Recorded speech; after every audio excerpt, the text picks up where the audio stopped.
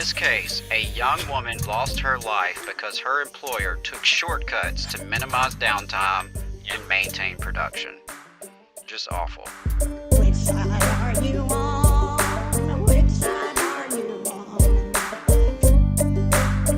on? I'll just do this quick hit about a resolution to some citations that Hyundai received. You know, I mean, the Hyundai supply chain in Alabama is just really uniquely bad, for lack of a better word.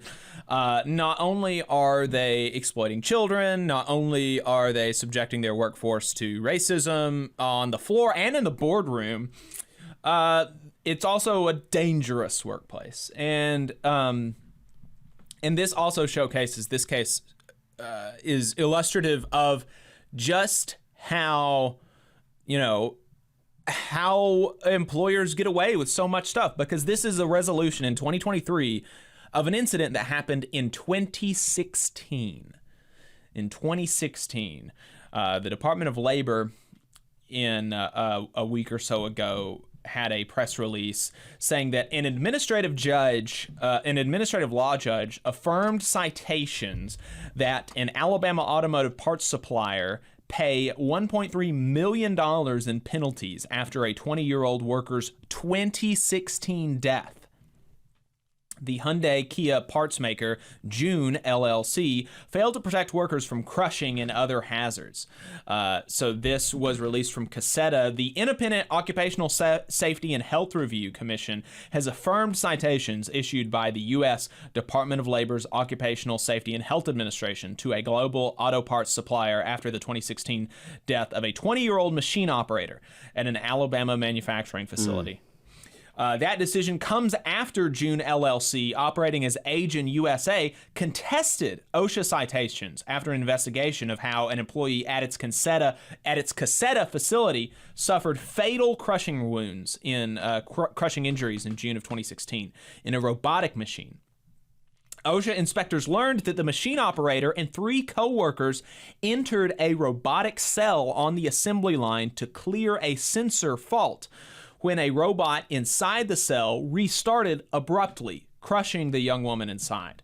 Its inspection led OSHA to cite the company for 51 safety violations, including 48 willful violations.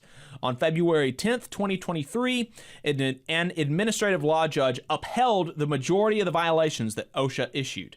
Agent USA will pay more than $1.3 million to address the violations.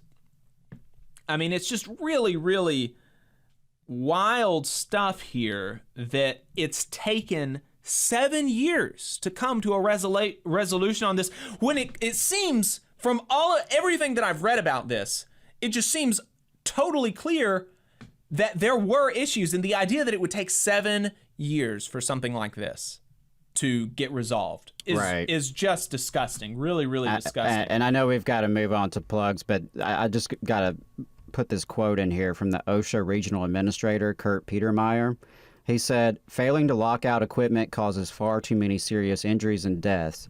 In this case, a young woman lost her life because her employer took shortcuts to minimize downtime and maintain production." Just awful. Yeah. Really, really disgusting. But the thing has been resolved at this point. They now have to pay a $500,000 fine and $1 million in restitution to the deceased woman's estate after the company pled guilty. So obviously, it's not going to bring the woman back, but hopefully that brings some amount of material comfort to the family.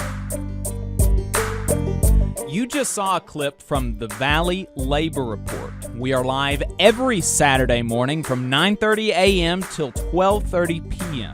And we pride ourselves on keeping all of our content free to everybody so that we can talk to as many working folks as possible. If you support the work that we're doing, you think that it's important, you think that it's good, then consider making a monthly contribution to the project. And you can do that on our website, tvlr.fm.